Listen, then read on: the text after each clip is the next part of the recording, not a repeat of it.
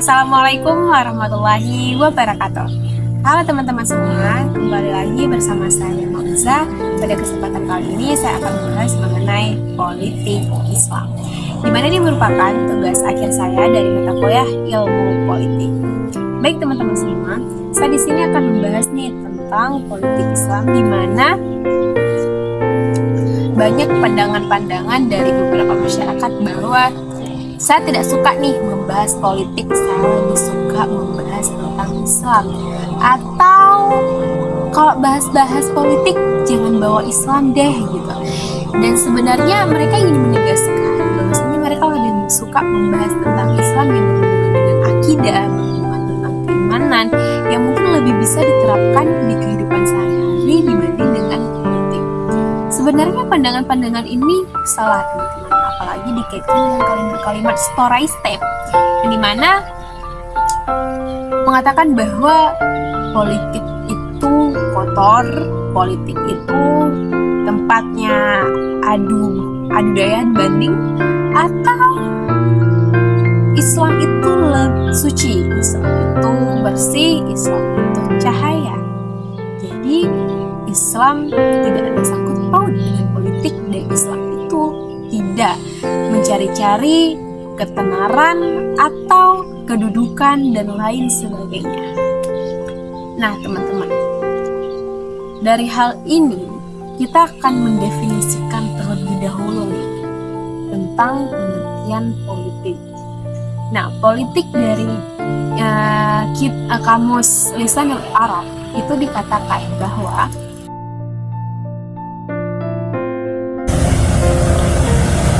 Sahriyatun, politik itu adalah memperhatikan, melihat dan mengurus urusan siapa? Al-qiyam ala syai'i bima yuslihu, yaitu urusan yang berkaitan dengan segala sesuatu yang berhubungan untuk perbaikan. Nah, teman-teman, jadi kita dari sini bisa mengambil suatu pesan penting bahwasanya politik itu suatu hal yang agung. Politik itu bukan mengurus tentang satu orang atau dua orang, tetapi membahas tentang umat manusia. Dan politik itu bertujuan untuk mencari sesuatu hal yang bisa memperbaiki suatu keadaan tentunya. Inilah sesungguhnya politik teman-teman. Riayatus unin nas. Politik itu memperhatikan dan memelihara urusan-urusan manusia. Dan politik itu adalah hal yang bagaimana tidak, karena itu adalah pekerjaan para nabi-nabi kita terdahulu, seperti yang dijelaskan dalam nas-nas syara', misalnya dalam hadis bahwa Rasulullah SAW memerintahkan kepada kita untuk memenuhi baiat yang pertama dan hanya baiat yang pertama. Dan Rasulullah SAW juga menyampaikan bahwa berikan hak kepada mereka, kepada khalifah yang sudah dibaiat itu, hak untuk dinasehati ketika mereka membutuhkan nasihat, hak untuk dikoreksi ketika mereka melakukan tindakan-tindakan yang tidak tepat dan bahkan yang bertentangan dengan apa yang sudah Allah tetapkan. Teman-teman semua, bukankah di sini sudah sangat tegas dijelaskan bahwa para nabi-nabi Bani Israel telah melakukan tugas yang sangat besar, tugas yang sangat mulia, di mana tugas-tugas tersebut diarahkan dengan istilah sekarang dengan kata politik, yaitu kata Rasulullah SAW, tasawwuf, mereka mengurusi, mereka mengatur urusan-urusan yang ada di tengah-tengah masyarakat.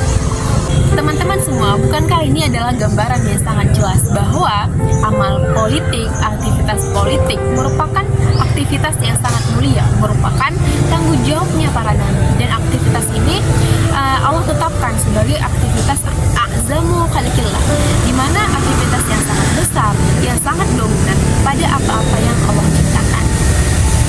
Dan bahkan Al-Quran itu disebut sebagai dustur.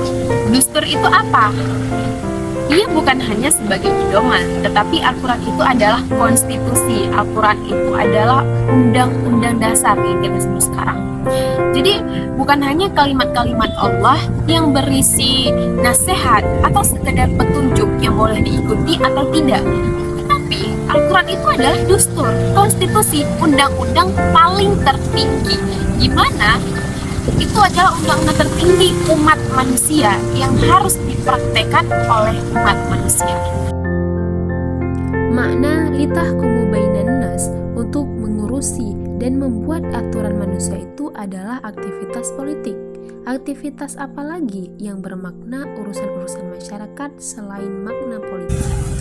Nah teman-teman, ada juga yang berpandangan mungkin benar Islam membahas politik dan politik berhubungan dengan Islam. Tapi tidak seharusnya orang yang baru kenal Islam, orang yang belum taat kepada Islam harus dikenalkan kepada politik. Pandangan ini seolah-olah pandangan yang tidak salah, tetapi mari kita lihat teman-teman, apakah benar Nabi Muhammad SAW dalam mengajarkan Islam, menanamkan ketauhidan, syariat-syariat harian, baru kemudian menjelaskan tentang politik? Sama sekali tidak demikian. Nabi Muhammad SAW telah menanamkan politik, telah mengajarkan politik kepada seseorang yang baru mengenal Islam itu. Dan itu bisa kita baca sendiri, bisa kita cermati sendiri di dalam Quran surah Ar-Rum, yang dimana surah ini termasuk surah Makkiyah yang turun di Mekah ketika awal dakwahnya Nabi Muhammad SAW, yang dimana kita bisa mencermatinya sendiri. Nah, di dalam Quran Surah Ar-Rum ini harus kita pahami yang pertama bahwa Muslim sebagai umat atau sebagai entitas yang baru lahir, baru tumbuh, ibarat bayi ini belum bisa apa-apa. Bahwa umat Rasulullah SAW ini pengikutnya baru sangat sedikit. Mereka juga orang-orang yang belum mempunyai kekuatan di tengah masyarakat, apalagi sebuah kekuatan politik. Tetapi Al-Quran sudah mengajarkan kepada mereka tentang konstelasi atau percaturan politik internasional yang tentang negara adidaya, yaitu Romawi, dan kabar dari Allah bahwa Romawi ini akan ditaklukkan atau dikalahkan. Tapi kemudian beberapa tahun berikutnya Romawi ini juga akan mendapatkan kembali kemenangannya. Bahwa ada informasi yang sudah diberikan, sudah diajarkan kepada umat Nabi Muhammad SAW yang masih seperti bayi tentang urusan politik, bahkan politik internasional.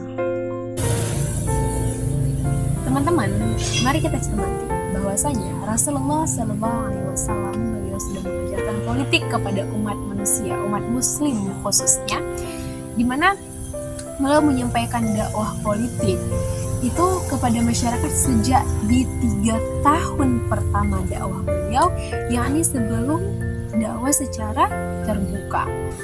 Karena itu teman-teman, waspadalah.